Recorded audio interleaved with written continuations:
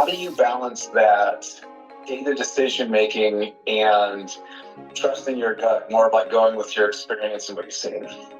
Yeah, so that is a delicate balance. I try very hard to take a holistic approach. So I want to gain as much insight, as much data as I possibly can. So I'm going to pull in all the data, I'm going to heavily analyze it, and I'm going to weigh that heavily into my decision. I think we should be making data-driven decisions as a whole.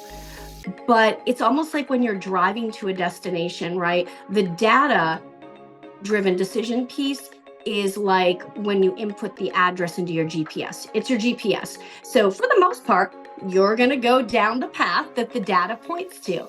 However, sometimes when you're driving, that GPS may not have picked up on the fact that an accident occurred or there's new construction that wasn't mentioned.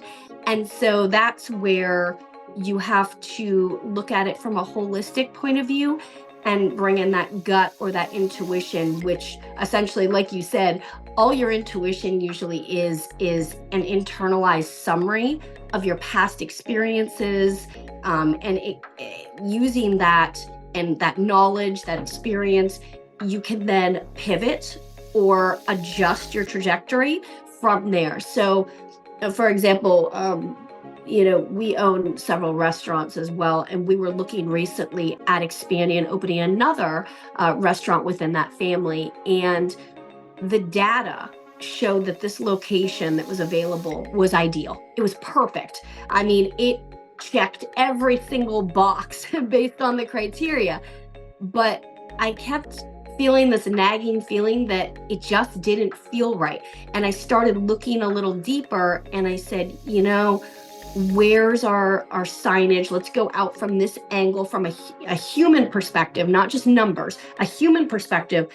The sign angle isn't right here. I don't like where you have to go to get into the parking. Yeah, there's ample parking, but I don't like the way you have to navigate around. There were several nuances I did not care for.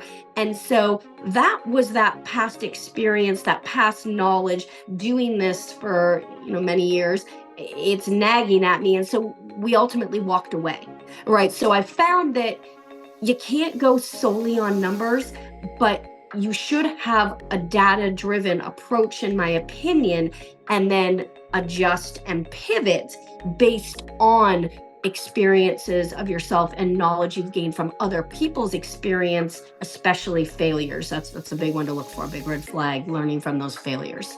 So I try to take a holistic approach to answer the question there. Restaurants are a hard business. It's just one little piece we have. We're very diverse. We have Next Level Connected, so we have a lot of other pieces: digital marketing, IT, business coaching, and strategy. But the restaurants are a side piece or another division. It's good to diversify, but it can be a rough environment.